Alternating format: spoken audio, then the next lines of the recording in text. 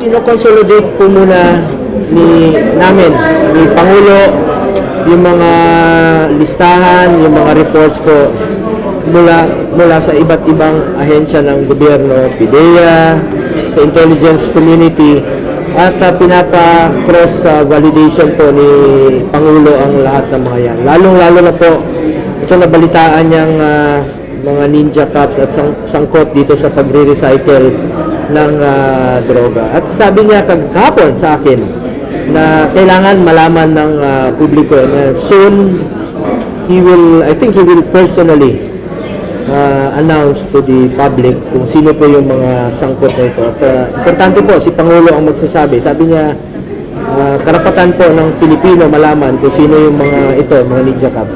Nabanggit rin po niya, nandiyan po rin po yung reward na kanyang sinabi noon, 1 million po sa mga ninja cops, patay.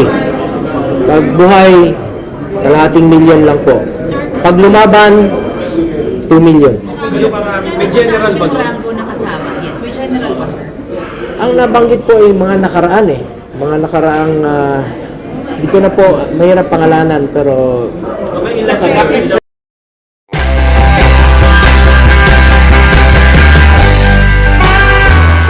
usapan ang reward. Ang alam ko, walang reward system na ipinapatupad si former President Duterte laban sa sinumang sibilyan, mapa-drug lord man o karaniwang tao na sangkot sa illegal na droga. Walang basihan ang mga paratang na binitawan sa mga pagdinig na di umano'y reward system kapalit ang buhay noong panahon ng war on drugs ng Duterte administration. At habang nasa usapin tayo ng pera, taliwas po sa sinasabi ng iba, ni minsan po, hindi po ako authorized, hindi ako humahawak ng pera. Sinasagot ko lang po ito dahil sa mga pagdinig na nababanggit po ang ating pangalan. Never po ako nag-handle ng budget of finance matters, kahit nung mayor pa po si Pangulong Duterte. Taliwas din po sa sinasabi ng iba. And in fact, maraming nadadamay. Si Muking, who is not employed in the Senate, was a personnel in the Office of the President noon, at tulad ko, scheduling, administrative work, mga clerical work. I'm sure lahat kayo nagpapa-appointment po sa amin through Muking noong unang panahon. Sobrang busy po yon. Marami pong opisyal na lumalapit sa amin at even during the time of the pandemic, no, nangangailangan ng tulong at hindi po namin tinatanggihan yan. Sa abot ng aming makakaya ay pinapansin po namin lahat ng hinaing. Nais ko rin klaruhin ang naging trabaho o role ko po sa administrasyon ni dating Pangulong Duterte. I was appointed and faithfully served as Special Assistant to the President or SAP from 2016 to 2018 as per Section 2 of Executive Order 2016-01 as SAP. I exercise mere oversight functions of 3 independent and cross-functional offices of which are OSAP, Office of the Appointment Secretary, and Presidential Management Staff. As stated in the Executive Order creating OSAP, our functions were limited to scheduling, appointments, and presidential engagements. Our mandate did not include sensitive matters like police operations. Walang kinalaman po ang aking opisina o sinumang staff nito noon sa operasyon at organisasyon sa government security sector, mapamilitary o kapulisan. Whether directly or indirectly, we had no participation in these operations. In 2018, I left the executive branch when I resigned in order to run for and eventually be elected as senator in 2019 as a legislator and chairman of the Committee on Health during the time of COVID-19 pandemic. I supported and coordinated closely with the executive branch to be able to formulate policies and legislation that would improve our response to the pandemic.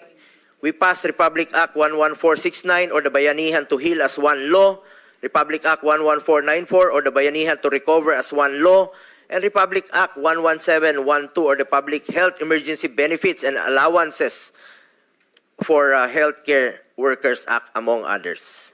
Beyond my mandate as a senator, nangako po ako kay Pangulong Duterte na hindi ko po siya iwanan at lalay pa rin po ako sa kanya sa pangangailangan niya po in my own personal capacity.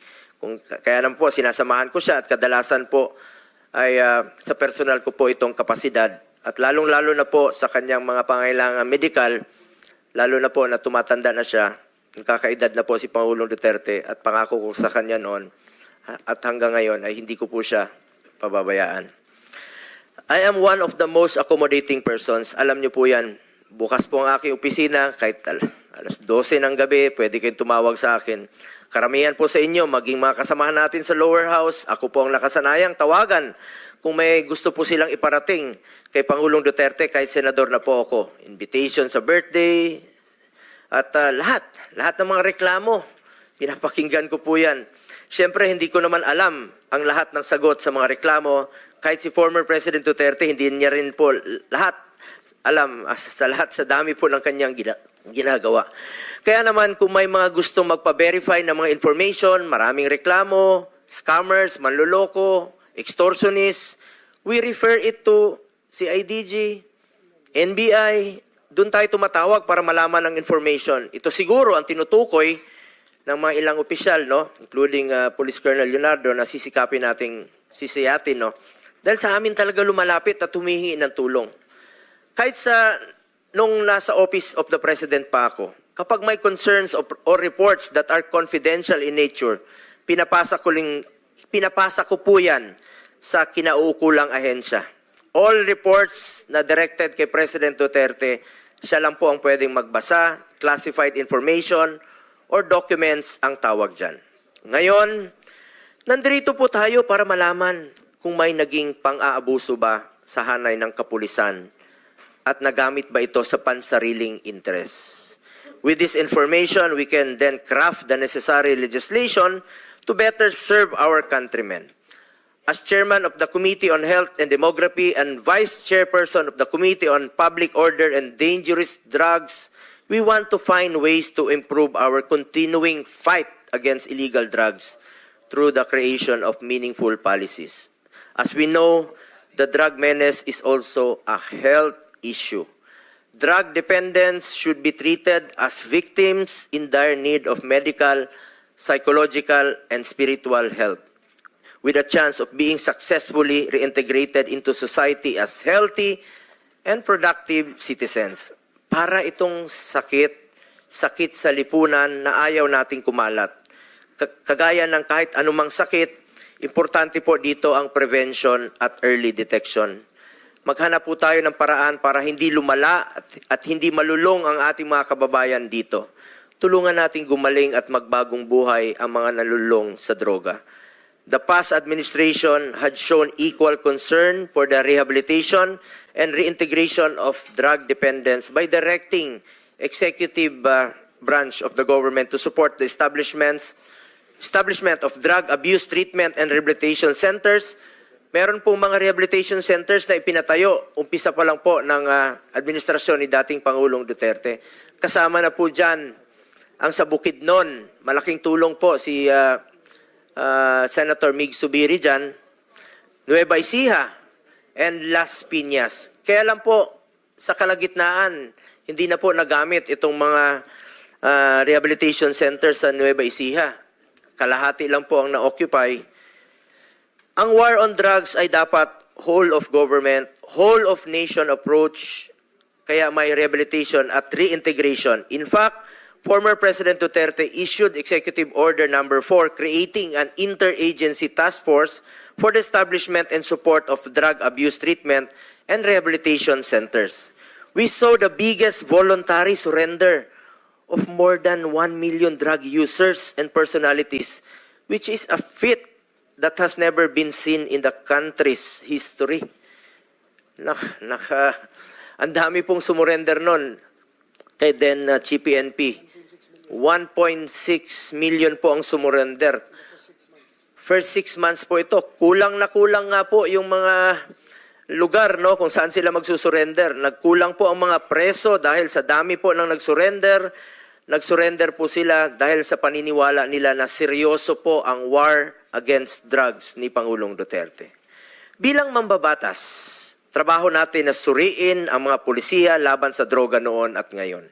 At makagawa ng mga bagong batas na kinakailangan upang maisulong ang drug abuse prevention, mapagtibay ang law enforcement, masagip ang mga nabibiktima upang magbagong buhay, at mapalakas ang rehabilitation efforts.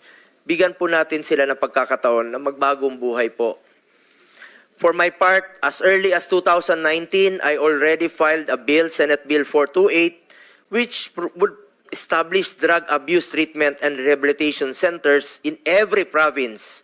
I also filed Senate Bill 2115 to have vocational and livelihood programs for rehabilitated drug dependents. Bilang chairman po ng Committee on Health, Sports and Youth, naniniwala po ko na isang health concern po na maaring matugunan sa pamamagitan ng maayos na rehabilitation at maging sa pag-promote sa sports.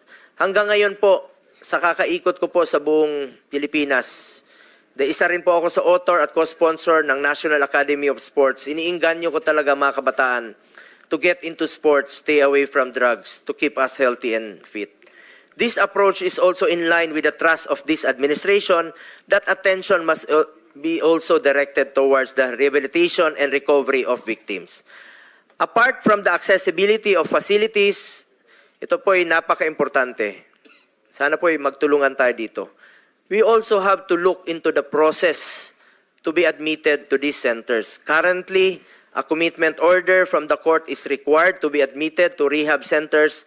Marami pong mga drug user ang gustong magpa-rehab, pero napakahaba po ng proseso. Kaya kadalasan, naisip nila na wag na lang magpa-rehab. Ang resulta, try to heal to heal on their own. Walang intervention, bahala na. Kailangan nating ayusin ito dahil time is of the essence sa mga gustong magbagong buhay.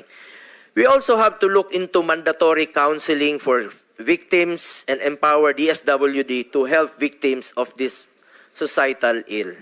As chairman of the Senate Committee on Youth, I also suggest crafting laws that would include in the school curriculum the knowledge and information necessary to prevent vices such as illegal drugs. We, as legislators, must work together to prevent abuse of power and protect and respect and uphold human rights. I have consistently worked to increase the budget for the operations of the Philippine National Police and the Armed Forces of the Philippines. Our efforts must be geared towards fulfilling their mandate in accordance with the law. Gamitin natin po ang investigasyong ito at hearing na ito upang siguraduhin walang pang-abusong mangyayari tungo sa ating isang hangarin na labanan po ang droga. I urge both houses of Congress, magtulungan po tayo dito. Kilala niya po ako.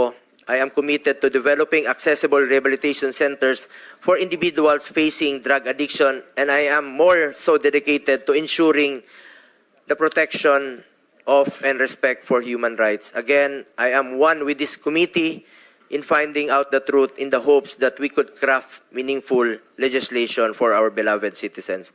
Thank you, Mr. Chairman. Ino-consolidate po muna ni Pangulo, yung mga listahan, yung mga reports po mula sa iba't ibang ahensya ng gobyerno, PIDEA, sa intelligence community, at pinapa-cross validation po ni Pangulo ang lahat ng mga yan. Lalong-lalo na po, ito nabalitaan niyang mga ninja cops at sangkot dito sa pagre-recycle ng droga. At sabi niya kahapon sa akin na kailangan malaman ng publiko na soon I think he will personally announce to the public kung sino po yung mga sangkot na ito. At importante po, si Pangulo ang magsasabi. Sabi niya, karapatan po ng Pilipino malaman kung sino yung mga ito, mga ninja cops.